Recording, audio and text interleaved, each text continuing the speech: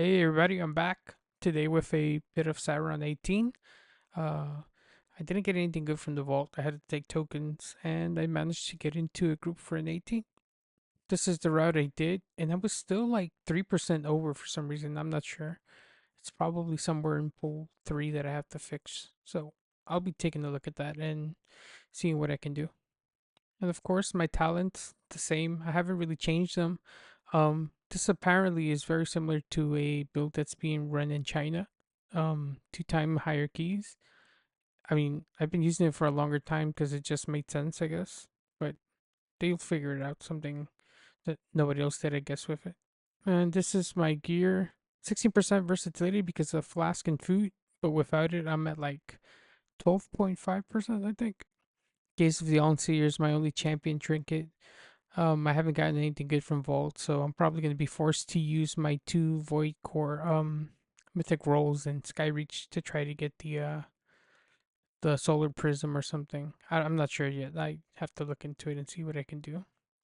But anyways, here we go. I managed to get into a fist comp, quote unquote, which is just all characters that benefit from physical damage buffs. Here, Blackhawk statue to make sure that everything gets triggered into it, and then AoE taunt before everything gets aggroed. Um, Something that's very important here in like hierarchies is that these Dreadpulse Lich, you interrupt, right? If you let the cast go off, it's a one shot. Um, you're not gonna live it. It's kind of nutty. But anyways, here you can see Master of Harmony damage is pretty good. Um, Again, like I've reiterated before, I love playing Master of Harmony more than Shadowpan. I'm not the best Master of Harmony player, so my damage is kind of mediocre. But as you can see, you're still hitting 250, 270k in this first pull with Lust. Here I'm just chaining everything just because we can clear this and then go back for the enslaved guy back there, but our healer took good care of doing it. This healer was pretty good. He definitely was on top of everything. The team was solid overall. And I'm gonna show you a couple of things you can do in this dungeon to kind of help your team do a little bit more damage. Well, in one boss, as you'll see. Here I'm just pulling everything here. Something that's very important here is for you to take detox and to interrupt this Arcanus cadaver. If you interrupt it, he'll do an AoE and everybody's pretty much dead. But again, detox is super important here. Those ghouls place a debuff on you that reduce your maximum health. Um, Once it starts to reach like the 6 or 7 stack, it becomes a little bit dangerous, right? Because now it's like 14% less maximum health. And that can be a little bit dangerous. Especially when you have one of these, well, when you have a big pack like this. But other than that, this is again pretty straightforward, just clearing the trash.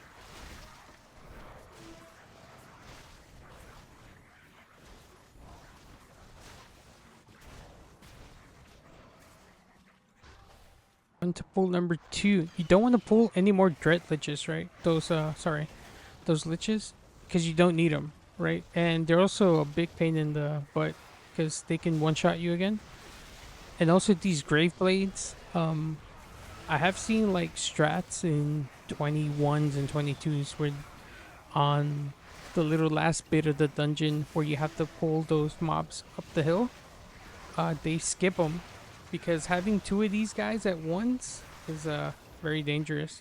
But as a brewmaster, it's pretty manageable, right? Like we're pretty tanky, and we have Celestial Brew, Purifying Brew.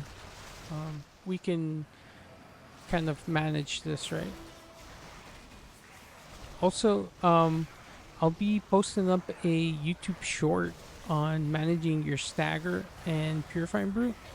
Just like a little basic hint thing. And I'm going to use clips from this run so you can kind of understand how to manage both of those things.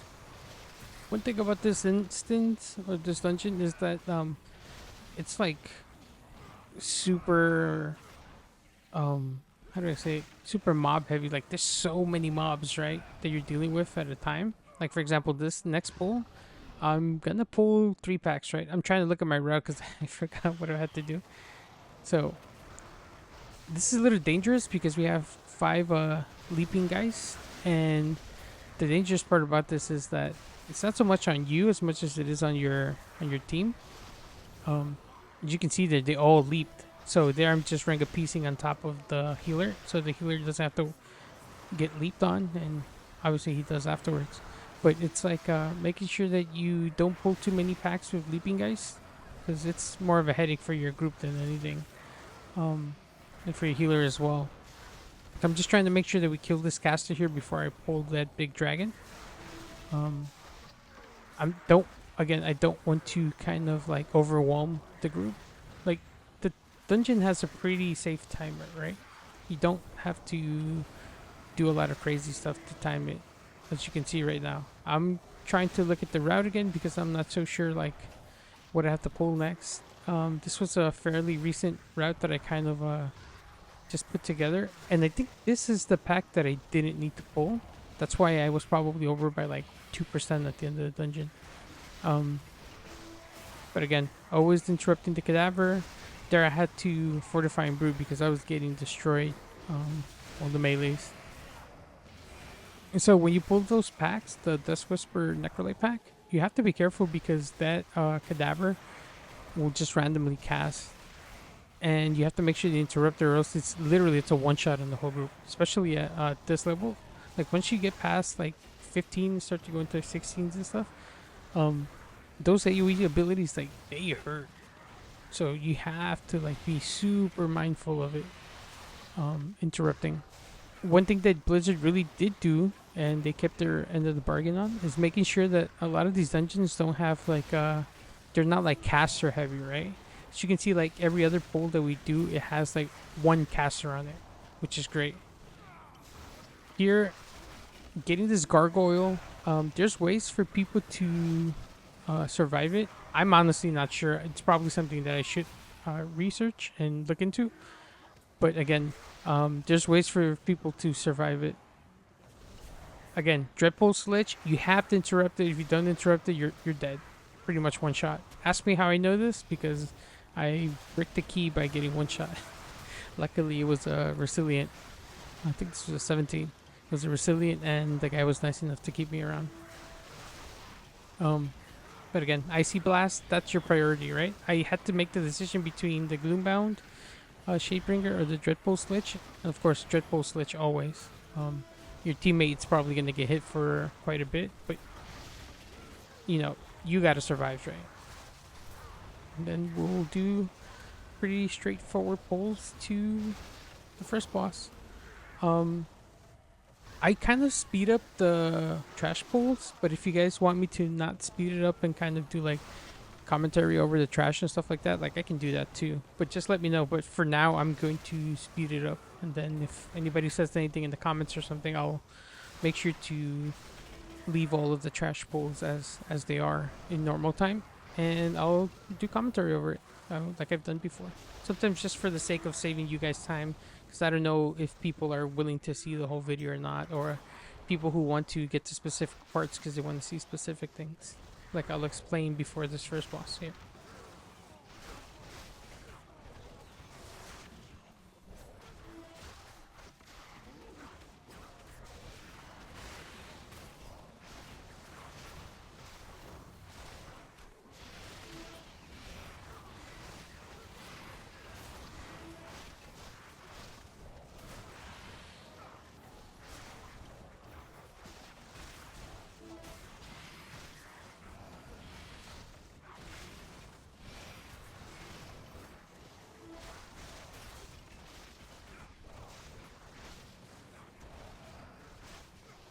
Okay, now for a little tech here. This is a funnel tech. So you paralyze the Death Whisper Necrolite, and you pull these ads, right? So my team didn't know about this, right? So they were pinging me. Again, you have to interrupt that or else you will wipe.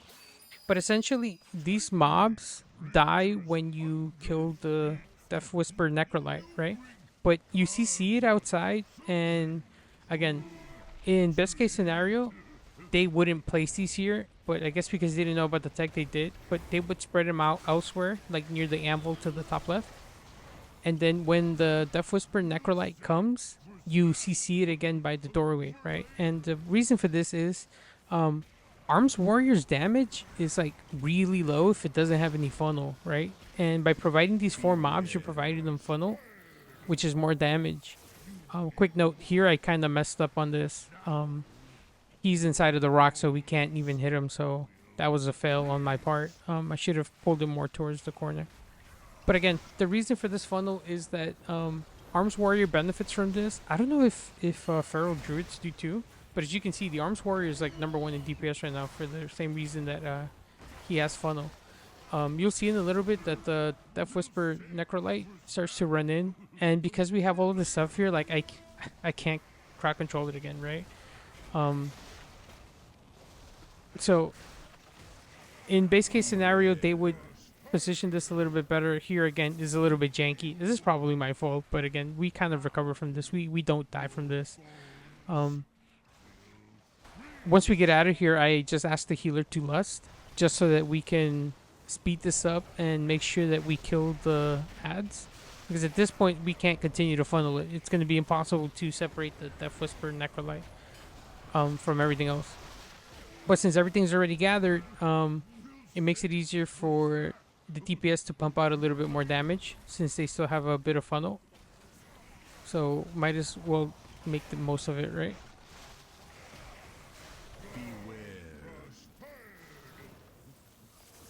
And this boss, all you have to really pay attention for is where the closest forge is, right? Because that's where the beams are gonna come. I used to do a little thing where I would angle him between the 2 sides where the forges were, just to be safe, so that we can always have a pretty good safe spot to DPS from. Here, I chose to stand him here just because if he got to the forge that's closer to the right side there, we wouldn't be able to stand anywhere, right? At least in the other one, I can drag him over and like pull him right there, and then we can just hide behind the boulder there. So you have to make like a pretty reasonable decisions on where you want to pull him to, but it's pretty much a pretty easy fight. You know, there's not really much you can do here to mess it up. So just be mindful of where they're placing their boulders, their Saronite, and then just pull the boss to the one that feels like it's the least safe, and then pull him to the one that's the most safe.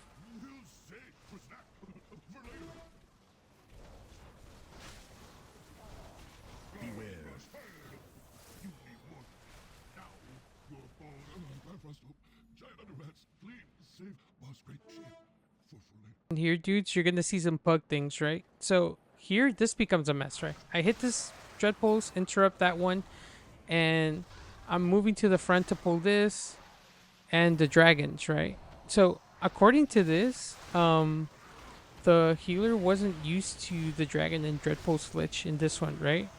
So here we're taking a bit of damage, right? Fortifying brew. My problem there was that I used leg sweep, and I'll tell you why.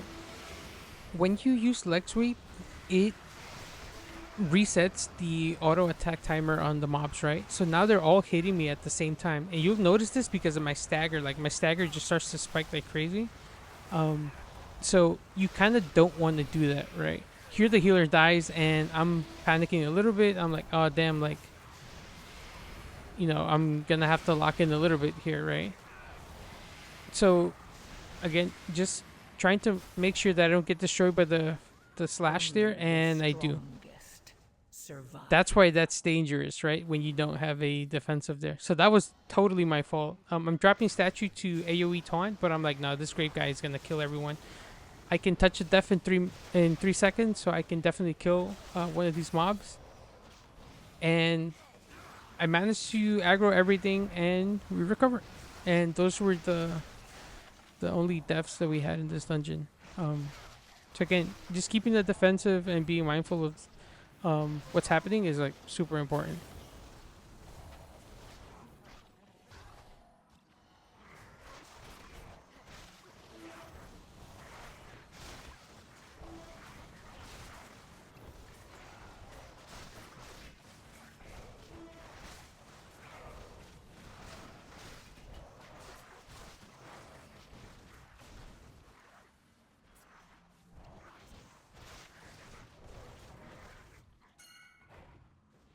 So I pinged them to go around because we already have enough for count. That last bit of hill part where the ads are at gives you around 21%. So I'm already like almost 1.5% over. Something that you have to remember to do here is always bring Ick to these shades, right? The DPS are gonna have to take turns interrupting Krick, sorry. But you have to make sure that you bring them to these shades because these shades have to die. They're casting Shadowbind on one of your party members, and it'll pretty much rot them out, and you don't want that, right? There, I had to use my interrupt on there because couldn't risk it, right?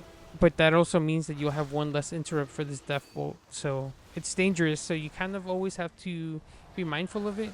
If the DPS are rotating and interrupting the main Krick, then you should be fine, right? But always make sure that you bring Ick towards the smaller ads so you can cleave them and kill them.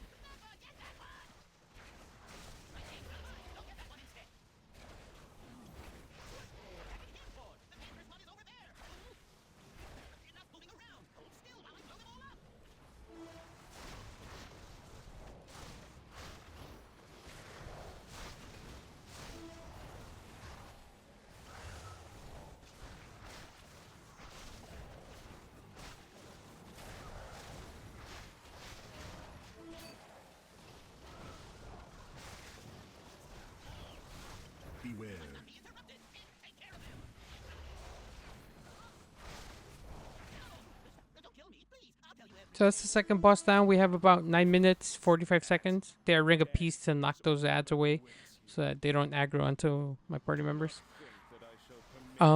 This pack is dangerous, and in 21s and 22s, they skip them. And I'm going to tell you why. Because it's back to back Frostborn Slash, like right there. You see that? I went from 0 stagger to 1.4 million and dropped onto like 100k health, right? So if I would have pulled these in with the other pack up ahead, I most likely would have died, and then that would have been the run. So always kind of have to be mindful of these kind of things. And again, just pull the next pack whenever everything is safe. There, I leg sweep just because I didn't think anybody was going to be able to interrupt this caster, and we kind of need everybody alive here, right? There, I used Ring of Peace because I wanted to make sure that they weren't auto attacking me because these slashes were going to come up. So it's pretty rough this pull, and I can see why people skip it because you don't want to get one-shotted by the Grave Blades, right? And again, you don't want to pull this into the next pack because then there'll be 3 of them, and it'll be 3 Frostbane slashes back to back to back, and that's you're not gonna live that. You'll probably get one-shotted if all of the Frostbane slashes kind of synchronize. So because we killed one, I just chained it into the next one. And again, these sleeping guys are a bigger problem on your group more than it is to you. They're exploding kegs just so that I don't get hit by a bunch of autos right after the Frostbane slash.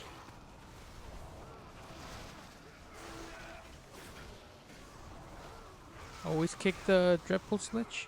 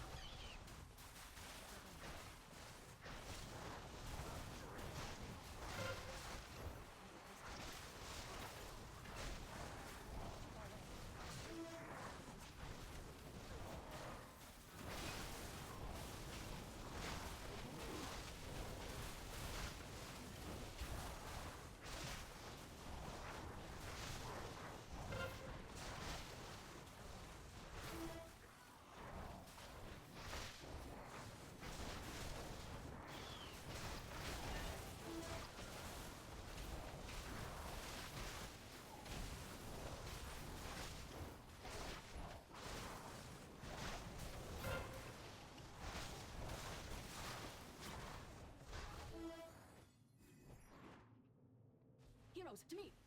Intruders have entered the Master's domain. Signal the alarms. Heroes, we will hold off the undead as long as we can, even to our Okay, dying so for breath. this last boss, there's like one transcendence little thing that you can do here. I didn't do it because it's isn't all like, well, it's mainly melee, and I kind of didn't want to kill any of the melee. But here I pulled the boss towards the feral just because I want to make sure that he can still DPS while maintaining it there. Sadly, the warrior was the other one who got the thing. But there on that knockback, you can transcend back as soon as you get knocked back, and he'll jump right on top of himself, right? That's dangerous because if your group isn't paying attention, they will get one shot by the leap. So I opted not to do it here just because I didn't want to kill anyone. Here I'm pulling the boss towards the hunter, making sure that the hunter can still put a little bit of DPS. He is ranged, so I don't have to go too far. And again, there, just make sure to get knocked in this direction because this is where the last pile of bones are, right? The healer, Lust, as soon as he starts casting Army of the Dead, I lay down the Blackhawk statue to post threat when I don't seem to have anything to pull these guys. I AoE taunted there, but I think one of them kind of got away from me, so I had to Lex Sweep to make sure that I got him.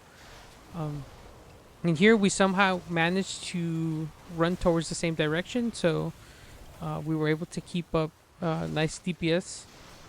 I played this boss terribly, as you'll see later on, because I kind of forced the melee to move in a way that they kind of didn't need to. Here I thought that by LOSing it behind this ice cube thing, it wouldn't apply the bone infusion, but it does, so yeah.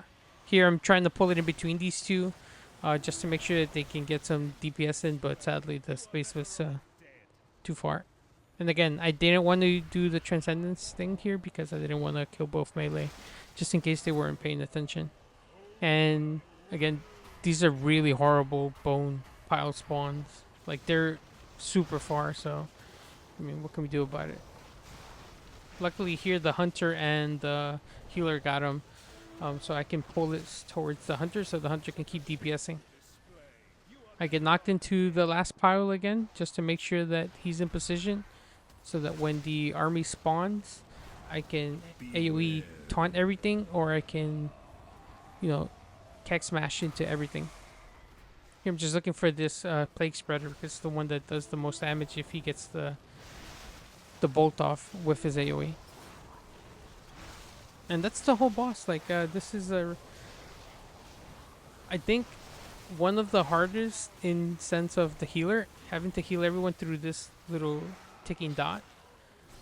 But the mechanics aren't that difficult. It's clearly like a healing and a DPS check or whatever, I think. But it's a fun dungeon. I remember this from Wrath of the Lich King. I liked it back then, and it's nice to see it here.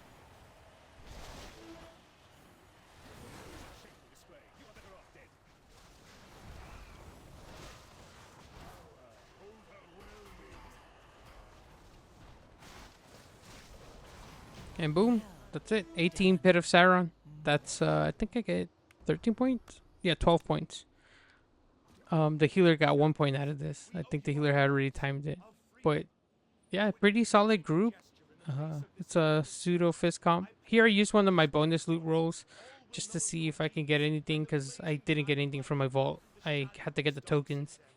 I used it, and guess what? I got the wrist. And I already have wrist. So, that kind of sucked.